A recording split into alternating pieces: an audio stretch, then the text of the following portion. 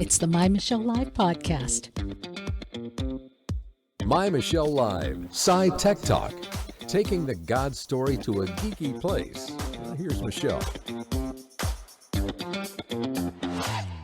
Hey, this is Sci Tech Talk. I'm Michelle Mendoza, and you're listening to MyMichelleLive. You're watching MyMichelleLive. You may be reading MyMichelleLive, but wherever you are, you know that the topics of the day that we take on, well, we go deeper. We look for a deeper story, not just what's going on, not just maybe some of the implications, but we dig to deeper meaning. We look for the God story. This is what we call Sci Tech Talk. So in our Sci Tech Talk today, what a story.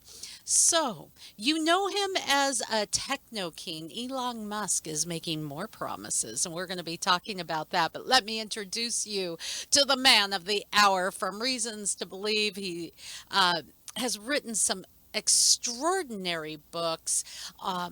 He's an astrophysicist, he is a brilliant speaker, and he is a frequent flyer here on MyMichelleLive. Jeff Zweerink from Reasons to Believe. Thanks for joining us. Hi, Michelle. Looking forward to our conversation today. This is just fascinating stuff. Right? It is, exactly. I want to see if I can find this picture. I think in this case, a picture is worth 1,000 words. It kind of sets the stage for everything that we're going to be talking about. Yesterday, you know him as the Techno King, as I have mentioned. He is on top of everything from going to Mars to driverless cars. And now Elon Musk was speaking at a Tesla all-day event. And in this event, he was talking about artificial intelligence, the dreams that they have, that they would like to achieve, AI. Well, then he promised that they would have an AI robot that would be available as, well, just in the kind of we'll reveal it, but it's not ready for consumer stages next year. That's astounding. I'm going to get the picture in just a moment, but set the stage for us if you would. Yeah, so as you said, Elon Musk was, he's done a number of things all the way, I think it goes all the way back to PayPal, things that he has developed and marketed and has generated quite a bit of wealth, which allows him to explore a lot of interesting and cool options. One of the things he's working on, and it's kind of an interesting juxtaposition because Elon Musk is on record of saying that AI may be one of the greatest threats facing humanity. And at the same time, he's working on developing these AI-driven cars, where the cars drive around and make decisions of how to do everything and are not, in principle, I think what he wants to get to is get to a place where the cars are not controlled by humans, that the technology just takes care of getting around. So he wants to now shift that basically that kind of technology over and say, hey, let's build a humanoid-like robot that can do repetitive, redundant, dangerous tasks so that humans no longer have to do them. And so that's what he's trying to develop and produce in the next year. And I think if they give the specs, it's like a 5'8", 125-pound humanoid-looking robot that's going to do all these dangerous and repetitive tasks so the humans no longer have to do them. Okay, what's funny about this is that what you saw on the screen was a robot walking out very stiffly, about, as you said, 5 foot whatever, black screen over what would be a face, and it was kind of cool walking out there. And then it starts breaking into dubstep. Come on. All right. That says an awful lot because Elon Musk is an entrepreneur, and I would even go as far as saying he's like a modern day ringleader at a circus. And that was quite a circus act. It was not the AI prototype. It was just a guy in the suit. Don't pay attention to the man behind the curtain. This is a fascinating look at what could be absolutely what could be.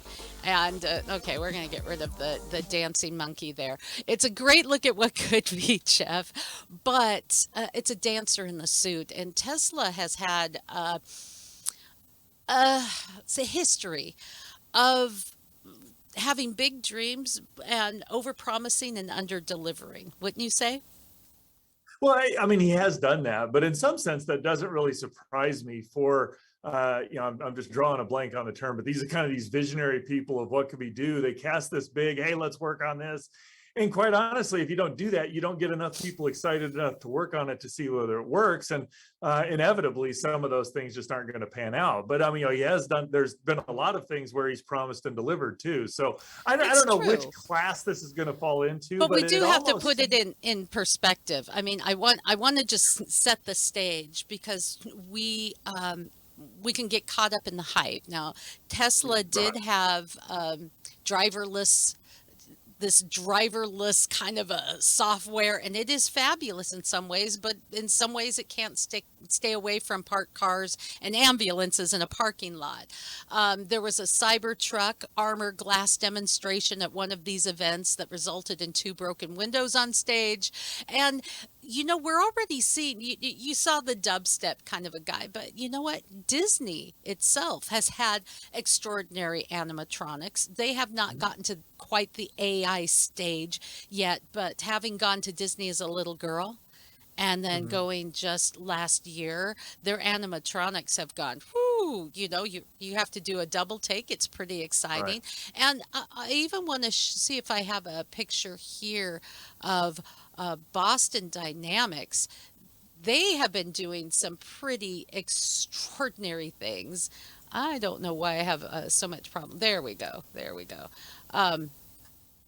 They have been doing some extraordinary things with robots. This is a robot that is doing a little bit of parkour where he's running and doing kind of a jump over a table.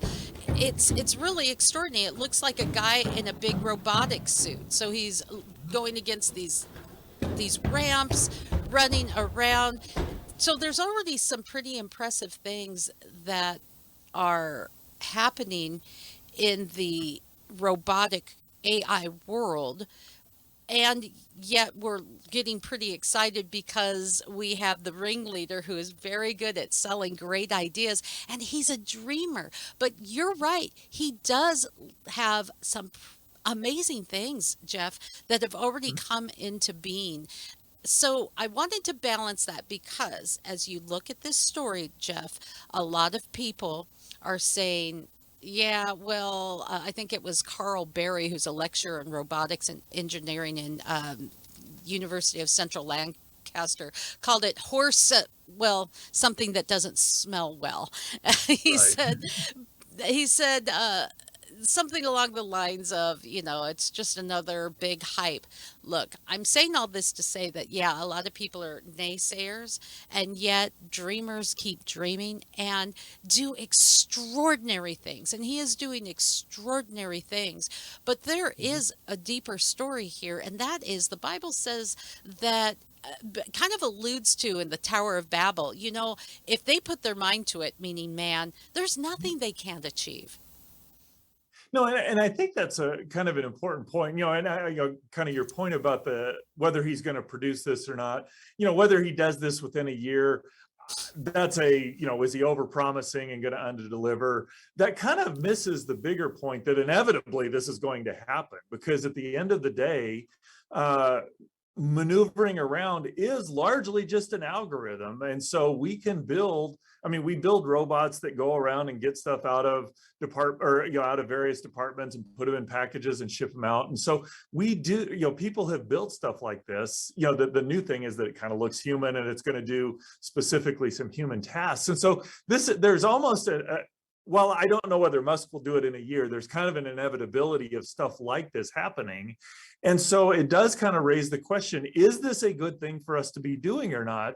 That's what I find fascinating about AI and all of this technology, is that at the end of the day, I would argue all this technology is a tool. The question is, how are we as people going to use this tool? And that requires a level of responsibility and maturity that I'm not entirely sure we as a people have yet. And I think that's where a lot of that picture of who God is and are we going to follow him or not? And my comment that I would make, or my statement that I would make, is that if we want to use this well, we really need to act like Christianity is true. Obviously, I think it's true, but if we really want to use it well, we need to act like it's true. Okay, what's the importance in that? What is the importance in a worldview as we travel down the road closer to more unimaginable technology? Well, so I'll give one example here. Let's say Musk does what he says he's going to do. Human tasks. One of the goal he wants to do with that, or one of the things he says is going to come out, is that we're going to eliminate the need for work, that work just becomes a choice. You can either do it or not. Now, the question is that a good thing for humanity? And so I go back and look at what scripture has to say. You look in scripture, Genesis 1 describes God creating the universe and fashioning earth and ultimately putting, land and light and sky and all the things. And he builds makes animals and puts humanity on there. And then Genesis chapter 2 talks about how the creation of humanity worked. And God fashioned Adam out of the ground. And what's the first thing he did? He said, go out and tend the garden. And so he gave him this huge job for Adam to do. And he said, go out and name all the animals. And he gave him a second huge job to do. And then he said, Adam ultimately realized that he was alone. And so God created Eve and said, now here's your wife, and instituted the institution of marriage. It's like these big things where Adam is designed. I would argue that God in that description is saying we are designed to work. So if we build all this technology and we say, all right, we're going to eliminate the need for work, we're going to cause big problems. And so this is where worldview matters, because it's not clear to me in a naturalist worldview whether work is a good thing or not, or in an Eastern mystic worldview, is work a good thing or not, or in a postmodern worldview, is work a good thing or not. But in a Christian worldview, work is a good thing. And we need to make sure that whatever we do with our technology, if we're designed to work, that we make sure that there's good and productive and meaningful work for people to do. Okay, because it kind of comes down to that sci-tech question that you see in every science fiction movie. What could possibly go wrong? Nothing can possibly go wrong. There's just movies littered with what could possibly go wrong. I mean, that's basically the Jurassic Park series is, ooh, we think we got it this time, and then something new goes wrong. And we don't. But the interesting part of this we can already see play out. You mentioned a worldview being very important to how you proceed. There are ethics that you have to take into consideration. And if you don't have a rule book, then you don't know how to play the game. Right? And what could possibly go wrong? What could not possibly go wrong? Look at where we are today, for example. We have more technology that can make tasks easier and easier. I love that technology. I love things that make things easier. I use them all the time. However, we are fatter. We are less healthy. Now we live longer, but that has less to do with our technology and more to do with we realize that, you may have to wash your hands and take a bath more than once a month, understanding that there are germs. They aren't these, as scientists of the day believed, people were crazy who believed in those invisible things that could be transferred between humans. Now we know there are germs. That's why science should be challenged. And we're seeing a challenge to science. What can we do? How far can we go? But without those ethics, without a rule book, without understanding how we were made, it's hard to in turn make things and have it work in unison. There's sometimes you can't unring a bell.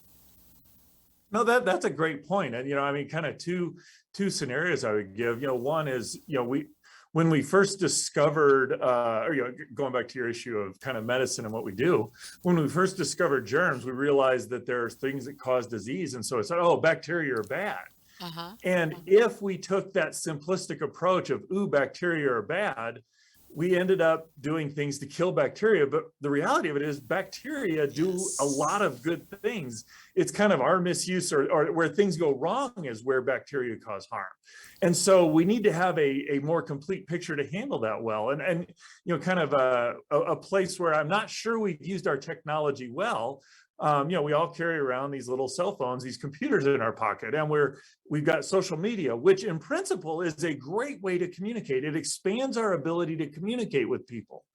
But if we're not careful, and I think this may have happened, is that we can now substitute the depth of in-person relationships for a plethora of electronic relationships. And again, if we're designed to be in physical relationship with people, and again, I think that's a worldview issue where Christianity says we are designed for relationships, we better make sure that what we're doing with our technology, if we want to be healthy, that it builds relationships and doesn't ultimately tear them down. Well, think about that when we're making decisions with social distancing and don't interact. Somewhere in there, we have to balance the tools we need, lest we cause problems in another area. And if you bring up the cell phone, here we have in our hand the wealth of human knowledge, essentially, right here. And yet, I'll share something that I posted on Facebook. I just a reposted meme. If you think you're smarter than the previous generation, 50 years ago, the owner's manual of a car showed how to adjust the valves. Today, it warns you not to drink the contents of the battery. So yeah, sometimes we think we're so advanced, but in reality, what do we really know? Well, there really is a difference between knowledge and wisdom. And, kind of the way I look at this is, we're building this technology. Like I said, I don't know whether Musk is going to deliver on his humanoid robot, but at some point we're going to do that. But, I take a car. I use cars all the time. We assume that cars are always good. The reality of it is a car is a tool. If I go out and allow my 5-year-old kid to drive my car, I'm now being irresponsible because there's inevitably damage that's going to come from that. And so what I have to do is I say, no, I've got this powerful tool. I need to make sure I'm using it more responsible. And in fact, the more powerful the tool is, the more responsible we have to be with it. My kid can have their little toy hammer go around, pound all they want. The moment I give them a real hammer or a jackhammer, they can now do tremendous damage. So it's my job to make sure they have the responsibility to handle it. I think that's what we need to, that's the approach we need to adopt with technology. We've got this incredibly powerful tool that can do great things, or it can do great damage. That's going to be our choice. It's going to be our choice, and that's where the worldview really does matter. That deeper story really does matter. Otherwise, we are just kind of floating around, making this up as we go. If you think of the world as a massive ecosystem, everything that we introduce into this ecosystem affects its balance, right?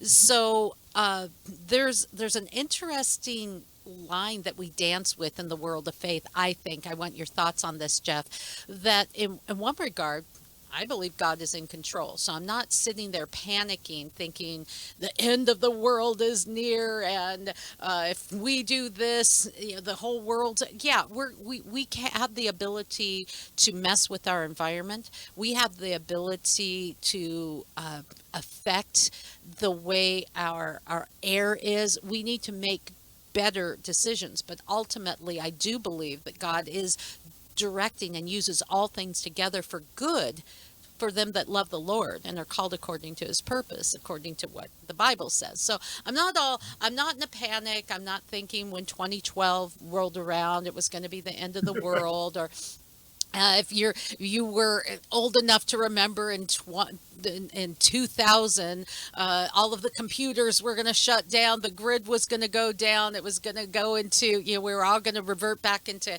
caves or something.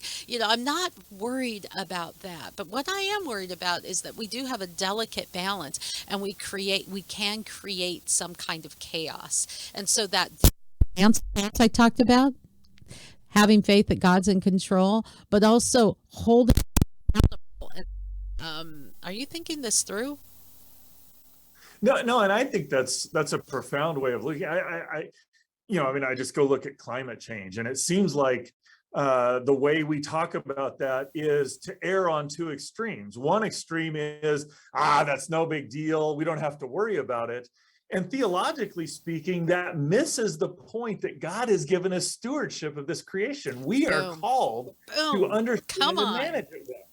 The flip side of that is we're going to destroy humanity, and that misses that God has created this world, and to think that we're powerful enough to destroy what he has created really kind of puts us in the place of God. But that middle ground, that balanced approach says, yes, God's in control, and he's called me to do something to manage it well. And so how do we do that? And I see the same thing playing out in these sort of technology issues. We could take one approach of, technology's bad, bury our head in the sand, and we miss the benefits that technology brings. We miss that Tylenol will get rid of a headache. We miss that I can actually drive 60 miles to go see a beautiful sight because of the technology. So we're going to miss the benefits that technology brings.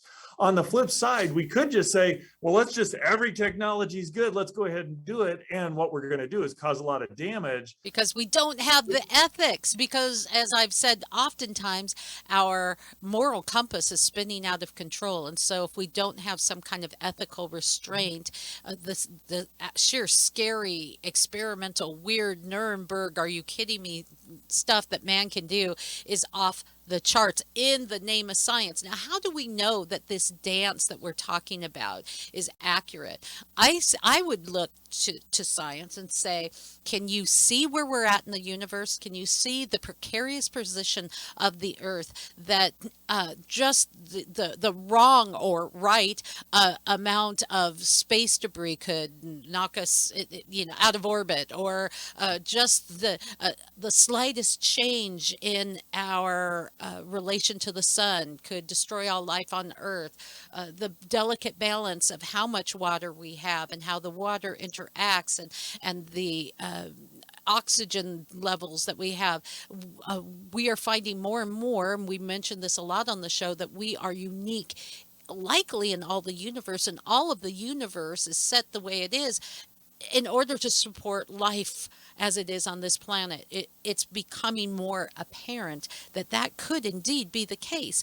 So our precarious position and our ability to make it through the years without utter destruction is more than miraculous. The numbers are off the charts, would you say? Yeah, and I would actually argue that when we look at the choices we're facing, or the scenario or the situation we're facing now, it really does reflect how God has, the way the Bible describes creation. I mean, you look at the way God created things, and even going back to the Garden of Eden, God put Adam and Eve in this idyllic place, basically put every possible scenario, or every possible help in place so that they could choose well. But that didn't negate the fact that there is this big danger that there's Satan that came in and wanted to thwart God's plans. And so God wasn't scared of the potential, or the damage that could be there. He's in control, but he also put humanity in this rather dangerous situation. And so he gave them the ability to live well, but it's also dangerous. And so we look out in the universe, and yes, I agree, there's all of this balance, there's things that have to be just right, and I think that points to God's signature. But in the midst of all of this danger, God has also orchestrated things so that life on Earth is resilient, robust, and abundant beyond almost what we could possibly imagine. And to kind of draw the analogy, it's like God knows how things work. He's orchestrated, he understands everything, and he set it up so that it works, so that the best happens, and it minimizes the damage, and it minimizes the wrong and the evil that could happen. And it may be hard to understand in our world, but when you look at it, Christianity really robustly answers all those questions. And so if we look and say, hey, what worldview says there's a truth that we can pursue, that there is a right and a wrong, that good and bad and evil makes sense, which we all kind of intuitively know Christianity is really the worldview that anchors that. And it will give us the foundation for handling not only whether we produce a humanoid android, but whether we make this, that, or other, how we do law enforcement, and all the other ways that AI and technology is going to impact our lives. It gives us the foundation for using that in a way that advances our relationships, help us live the way God's designed, and so we can flourish as a human civilization instead of create a bunch of damage, which I have the suspicion that's likely what we're going to do.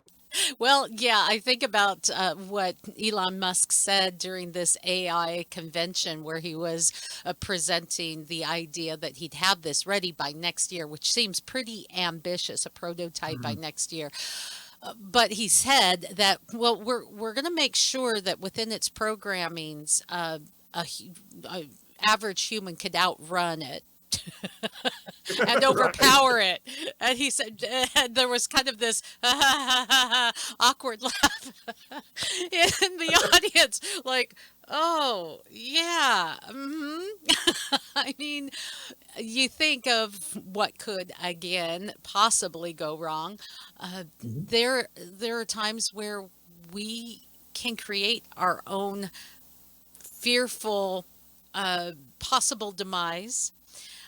So that balance between God's in control, but man does stupid, and we live with the consequences. God doesn't always protect us from all the consequences. We're still investigating whether this coronavirus came from a laboratory in Wuhan, because there happens to be a coronavirus laboratory in Wuhan. So we would be remiss in thinking, well, that's a weird coincidence, isn't it?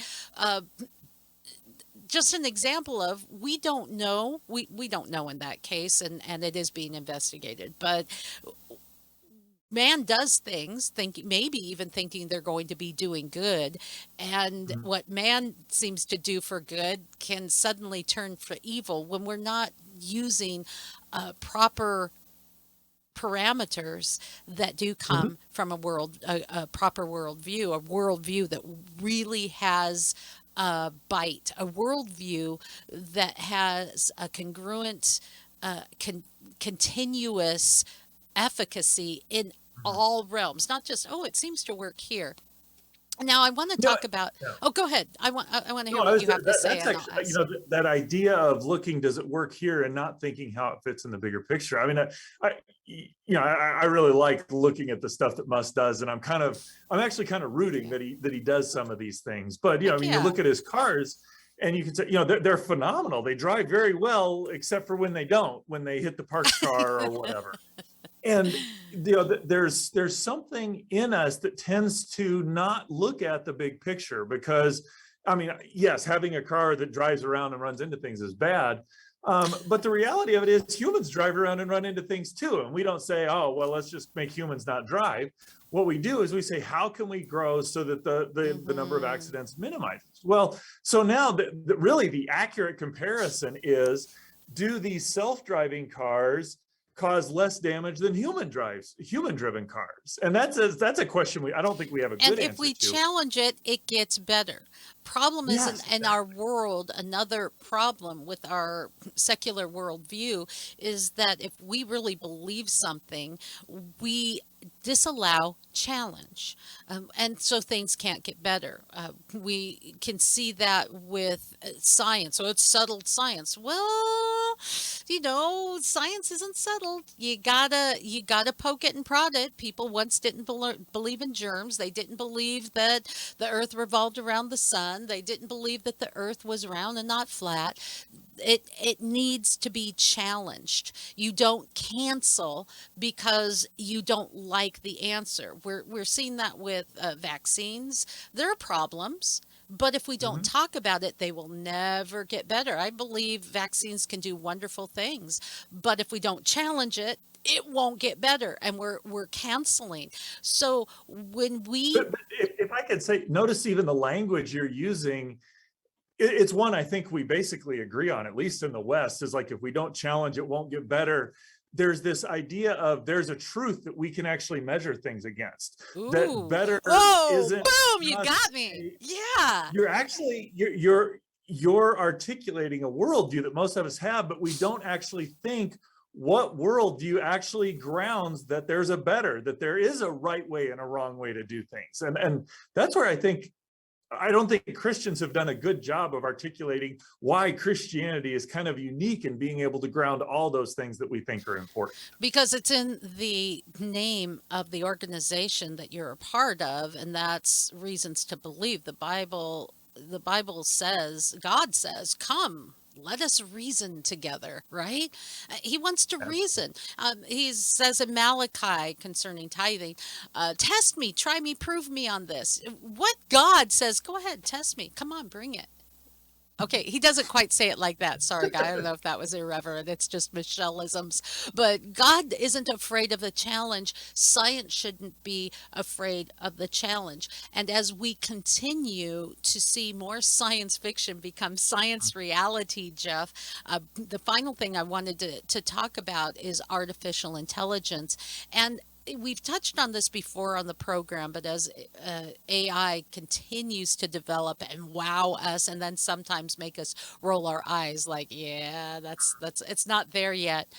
How far does it go before it is actually sentient? That's a big thing. How far does it go before people are marrying robots, and like we see in Hollywood movies? And why can that never really be?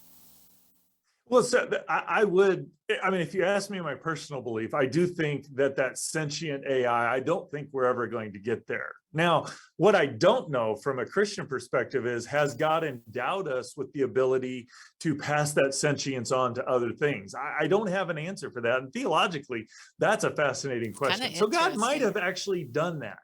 But, you raise an interesting point. When do we start marrying them? Well, it's like, I think that's just the wrong way to think about it. God has designed. Oh, come us on. to be There's people out there who would do it. There's Well, a I woman can in find England people that who married would- a bridge. So I'm just saying.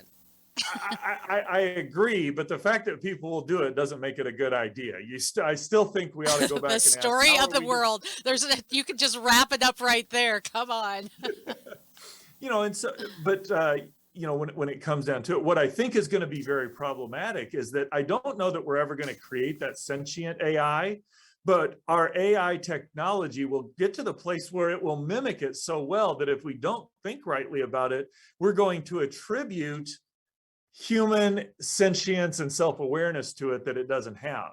But I do think, we need to be prepared that there's an inevitability about AI. We will get increasingly sophisticated AI that's going to mimic human behavior in all different ways. And if we don't think rightly about it, we're going to cause a lot of damage to people that could be avoided if we just think rightly about it. If we think rightly about it, and that's where it comes down to the God story today. And this story concerning the advancement of artificial intelligence, and maybe the endowment of artificial intelligence in a robotic state that could be in a household near you. Getting back to that God story, Jeff, when we have the right worldview, we can put things in perspective. And when we realize that there is a consistency in the biblical worldview, artificial intelligence is a perfect example. No matter how advanced we get, no matter what kind of awesome artificial, I can't tell, is that Jeff or is that his robot double? I don't know. I can't tell anymore. No matter how far we get down that road, we are still not creating anything new. The Bible says there's nothing new under the sun. Think about this for a moment. Did you realize everything that we have, absolutely everything that we have in our advanced, extraordinary technology is based on something that was already miraculous and created by God? I'll give you the final word, Jeff. I just think that is a powerful truth that we often miss, that we are, in some sense, we say we're inventing things. The reality of it is we're discovering what God has already invented. And, I just, when I look at creation, the ability to study things scientifically, that flows out of how God has created us. The important things in life, the relationships we have, that flow out of how God has created us. The idea that there's a right and a wrong, how we think ethically, that actually flows out of how God has created us. And so when you ask what worldview buttresses and anchors and provides a good foundation for all the things that we think are truly important, it's the Christian worldview. And that's why I love working for Reasons to Believe and developing those reasons to help people see that the God of the universe who created everything, he wants you to be in relationship with him. That's what I want to tell people. Yeah, there you go. You can go to reasons.org. We'll have a link on MyMichelleLive. As you do, there are so many articles you can just get lost in. Supplement what your kids are learning in school, especially in science, from extraordinary scholars. Pick up their books. The books are so well written. They're informative and interesting, well researched, but also relatable to everyday people like me and you possibly. And for those of you who are on a higher level of intellect, you'll love it too. So you can go to reasons.org and continue to think about something deeper. As we drone along through life, as we worry about what's going on around us, if there is indeed in science fingerprints of a designer, and that those fingerprints point to a loving God and a biblical God and that biblical worldview, you have a deeper hope. And if that's the truth, and it's turning the light on for you, research it for yourself. Don't take my word for it. Research it for yourself. Try to disprove the Bible. Try to disprove what's out there. It comes with a warning. Great people have done it, and they have found themselves confronted with the reality of an amazing God that is there to change your life and to give you hope.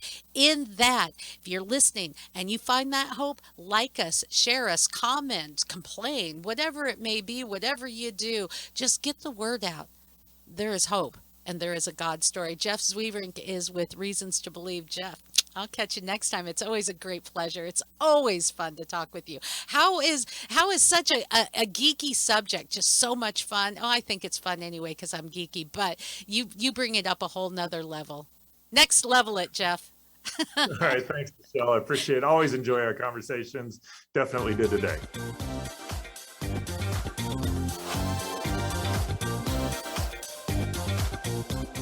More SciTech Talk at MyMichelleLive.com.